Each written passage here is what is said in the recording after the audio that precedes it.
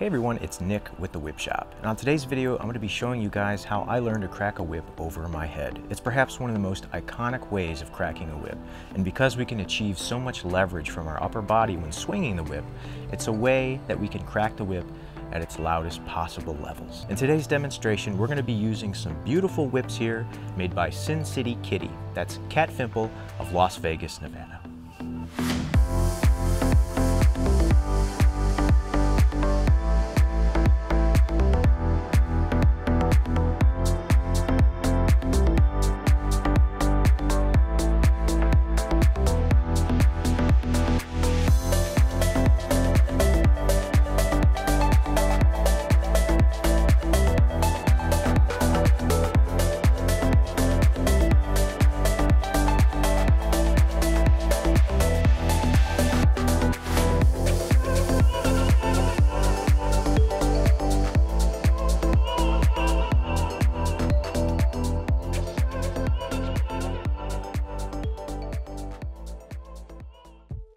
Now, I first became aware of Cat's whips probably a year and a half, maybe 2 years ago. I believe I saw some of her whips on a Facebook whip making page. But what really caught my eye, and it was something that I'd never seen before in a whip, is this right here. If you'll notice here, I'm just going to go ahead and pick this stack of whips up, and we'll go ahead and talk about each one of them here momentarily. But notice how she starts with a solid color. You can see the beautiful globe knots here in the end of the whip. She'll start with a solid color and just sort of ease her way in to either a whole new color. Maybe I've seen some of her whips that start with a solid color and end with a completely separate solid color with no strands of the same color that it began with. And she just has a way of fading that in. And not only does she fade into another color, but you'll notice she goes directly into a complex pattern here, which is something that I've never seen done before. And I just think it's a wonderful, way to add some more variety to a whip. This one is a 9-foot 14 plat nylon bull whip. I believe this one has a 12-inch handle, and this one is called the Cheshire Cat. It's a really neat thing that Cat will do. She names her whips, and that's kind of similar to taking a picture of every whip you make. It adds character to the whip, and it makes you remember that whip and kind of take in all the steps in your mind, and you can reminisce on that and think about that whip. So this is the Cheshire Cat in purple and pink. You can see here wonderful globe knot looking all the way down the handle here. Transition looks good. Very nice springy transition. If I kind of turn the whip here on its side, I'm kind of not in a very large area here, so I'll do the best that I can. We'll crack this whip, of course, here momentarily. Beautiful rollout, and the plaiting looks fantastic, guys. All the way down the whip, taper looks good. This is the Cheshire Cat 9-foot 14 plat bull whip. Moving on to whip number 2, this is the Black Widow 2. This is a 7-foot nylon whip, 14 plat once again. We start with black, beautiful globe knot, and as you can see here on the heel of the whip, what Cat has done is she has sewn in a little pattern that you see on an actual Black Widow spider, that little hourglass. If you see that on a spider, don't get too close to the spider. That's what they say, So that's just really neat the way she did this with thread. Very creative. Again, something I've never seen done on a whip before. So the same principle is true with this whip. We start with that solid color, and gradually she is either measuring those strands to begin with at their length that they are, or she's snipping those strands and she is melting in, fusing together new strands. But what really impresses me, and I think I touched on this before several minutes ago, is her ability to know which strands to fuse in so that she comes out with a uniform pattern. I think if I were to try this, what would happen to me, I would probably fuse in the strands and just get kind of a mixed mess maybe of colors that aren't in any particular order. So she really has that down, and I just really like this unique pattern. Lastly, we have here another 7-foot 14 plat nylon bull whip. This is called the Blackjack. Very similar to the Black Widow 2, but we have some brighter reds, and we can see here very good transition like the rest of the whips. Tight plaiting all the way down. Taper looks fantastic. And I can't wait to show you guys how these whips crack. Her knots look fantastic. This is a globe knot. The first time I had ever seen this knot tied was when I teamed up with Adam Winrich, and he showed all of us how to build a single belly nylon bullwhip, and he tied one of these beautiful globe knots, and Kat has that down to a T. Knots are so tight, I can take my fingernail and feel it. It almost just feels like a solid mass of nylon, which is what you want in a knot. The braiding is tight, transitions are solid, lots of good binding there. I would imagine that she used for these whips.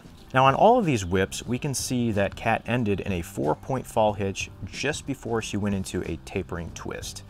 Now there is a very short segment of tapered twist here, but what I've never seen before, again, something I've not seen before. I see a lot of innovation here in Kat's work. So what she's done, I'm not quite sure exactly what she's done, but all I can tell is that the end of the whip where the fall is attached is very streamlined. It's very thin, and that is always going to lend itself to an easier cracking whip. And that is very, very thin. We don't have two strands that stick out like you normally would see if you ended a taper twist. We just have one strand, and that is very creative, and I like that quite a bit. We have here a nylon fall. One strand is fed inside of itself about halfway down that strand. Well, actually 2/3 of the way down, maybe a little further than 2/3 of the way down. That strand inside ends, and then we're left with a single coreless strand of parachute cord with a nice nylon cracker. If you guys want to order a whip from Kat Fimple, please check out the links in the description. I'll put up on the screen there her social media, her website, etc.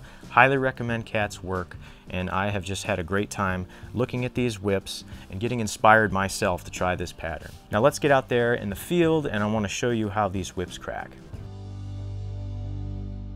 All right, so here we are out in the beautiful open field of Deep River Park in Merrillville, Indiana. Or is this Hobart? I'm not sure. They're very close to each other, and this is kind of on the border, I think. So anyhow, we're going to start off with the Black Widow 2. This is a 7-foot 14 plat nylon bullwhip from Kat Fimple.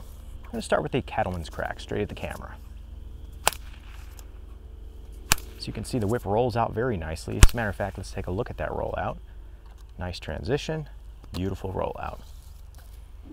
And this is a little tradition I like to do whenever I have a whip in my hand. I like to just do a lazy forward overhead crack as slow as I can to see just how easy we can get the whip to crack. Beautiful. Wonderful whip. Nicely done, Kat. Backhand crack overhead. Very nice. Do some little volley routines here, shall we?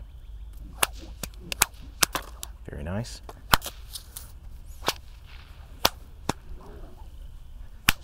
Wonderful cracking whip. On to the Blackjack. Blackjack is once again a 7-foot bullwhip, 14 plat. Pretty much the same whip, just with a different color scheme. Wonderful action.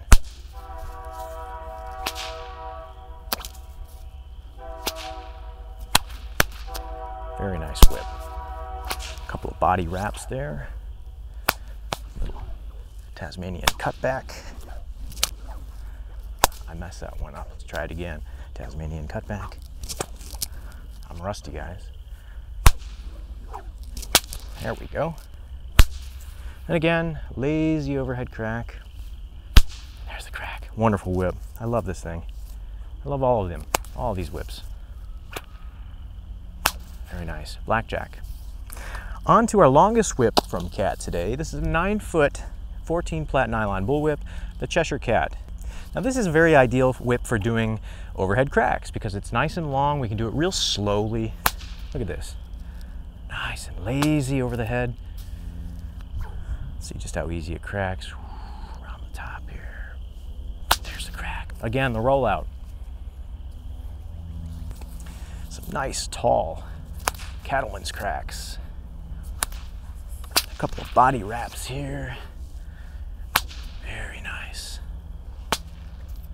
Let's do a couple of overhand flicks straight at the camera. Straight at you guys. Very fun whips to crack, very easy cracking whips. And let's go ahead and get started with today's whip cracking tutorial. As I mentioned earlier, the overhead crack is quite possibly the most iconic crack you can do with a whip. I believe Harrison Ford and Indiana Jones did this crack many times when he was intimidating the bad guys in the movie. There are two ways to crack a whip over your head. We have a forward overhead crack, forehand, so we're swinging it like this, cracking, and we also have a backhand overhead crack where we're taking it behind us. Again, the whip swings over the top of our head. Now, if you guys are learning this crack for the very first time, I do recommend some safety glasses, just because your eyes are the most vulnerable two parts of your body when cracking a whip. And this particular crack kind of puts the head and neck and face in the line of fire with the whip. For example, I'm gonna put my safety glasses or my sunglasses on and show you what I mean. If you're not raising the whip up high enough, this can happen. You know, you can do that, catch your neck, and if it wraps in a perfect way, you can get the cracker right in the eye. So to avoid that, just put on some glasses if this is the first time doing so. I highly recommend it. Anyway, two cracks that we're gonna learn. The first one is a forward cattleman's crack like this. This is quite often the first crack that you learn with a whip, and it's just up, pause, forward, up, pause, forward. And then the backhand cattleman's crack, up, pause, forward. I just whip my drone. Up, pause, forward. Up, pause, forward. Now these two cracks are essentially what make up overhead cracks. But instead of being on a vertical plane like this, here's a forward cattleman's crack, the overhead crack is a cattleman's crack tilted on its horizontal plane. See, the motion's the same. So the idea is to first off achieve the ability to crack the whip doing a cattleman's crack like this. Once you get that, what we're going to do is we're going to ever so slightly take that vertical plane like this and start to just tilt it on its side. You know, we're going to go, okay, here's 20 degrees, like that. 20 degrees, tilt a little more, and then the full 90 degrees is your forehand overhead crack. Now, cattleman's crack, if you've never learned it before, chances are most of you watching this know how to do a cattleman's crack, but maybe some of you don't, and that's perfectly fine. You're gonna take the whip trailing behind you, and you're just gonna swing it up like this. The idea is to get the whip fully extended as it's going around like this. You don't want it to be buckling like this. You don't want to stop there. A lot of people will do this, including myself when I first started. Stop there, and then you crack it. That's when you get yourself in the face. You want to follow through all the way around. Once you get comfortable with that,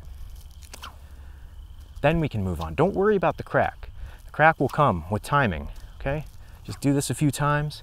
And once you can get the whip fully extended all the way around, what we're going to do is we're going to stop here, have it trailing behind me like this. We're going to go up. We're going to pause right there when that loop forms. We're going to stop there and then push forward. So it's going to look like this. Up, there's the pause, forward. Up, pause, forward. Up, pause, forward. Up, pause, forward.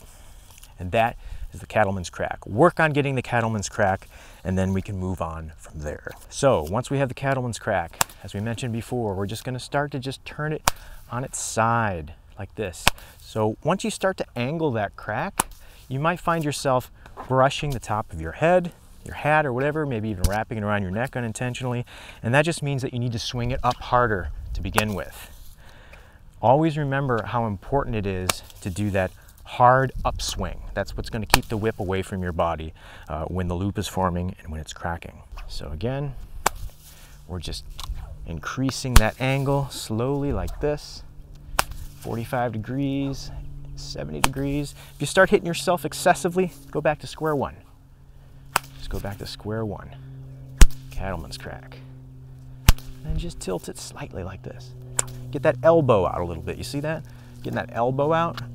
See, I just hit myself. It means I need to pick it up harder. Like that. Here's from behind. Normal cattleman's crack like this. Starting to tilt it on its horizontal plane like this. There's about 45 degrees, 60 degrees, finally 90 degrees straight over my head.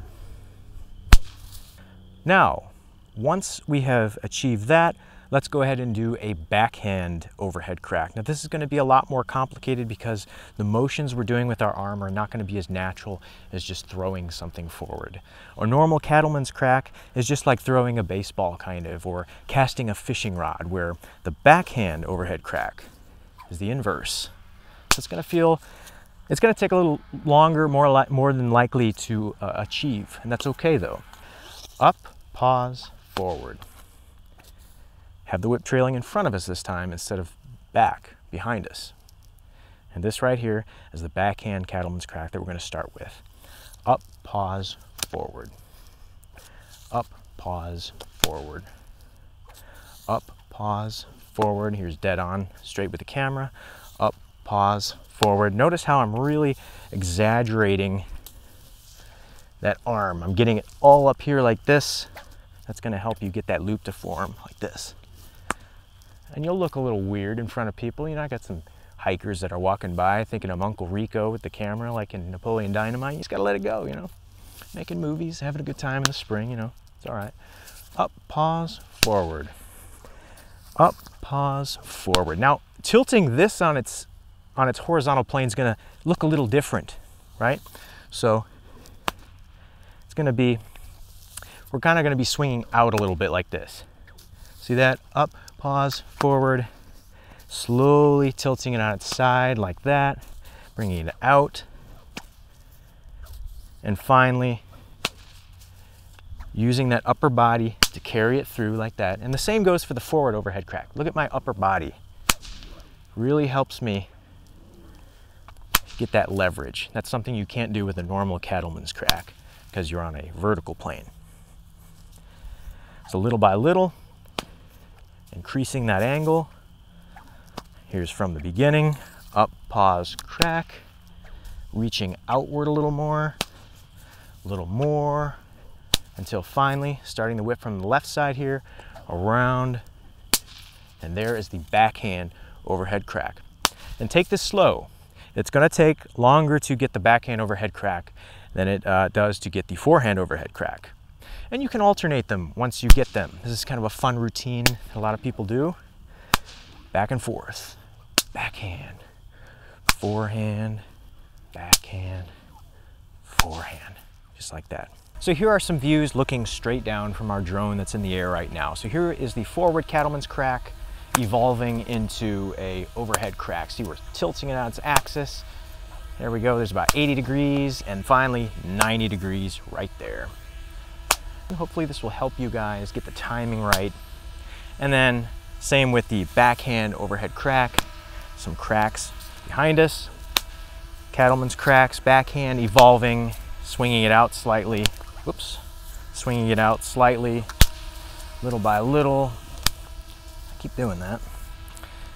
Like that, swinging it out ever so slightly, a little more, until finally here is the backhand overhead crack.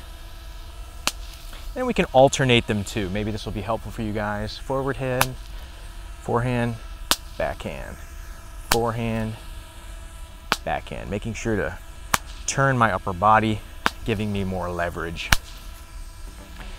This video is sponsored by Schrader Aerial Photography. Schrader Aerial Photography is a fully insured and FAA licensed drone photo and video company located in Northwest Indiana. Whether you're a realtor interested in selling a property, a golf course in need of a hole-to-hole fly-through, or the host of a special outdoor event that would just look a lot cooler from the air, Schrader Aerial Photography can meet your needs. Please visit SchraderAerialPhotography.com for more information. You serious, bro? 30 seconds is all you're gonna give me for my paid ad? Well, now we're well past 30 seconds because you're here and we're still talking about your company. What are you doing here? Watch where you're swinging that thing too. You're awful low. What if you tangled that thing in the rotors? That wouldn't be good. And you know what the FAA says about flying over people? They're really clear about that. Oh my God, that's not what they're talking about. Another thing, you sure this isn't controlled airspace? Because if it is, you have to get clearance from the air traffic control. No, this is not control. I've already looked at the maps. Easy way to do that, it's called Lance. 2 apps you can download. So moving on, no, we're not doing this. We're not doing, go. Bye.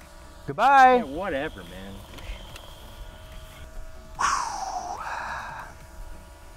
Well, that was embarrassing.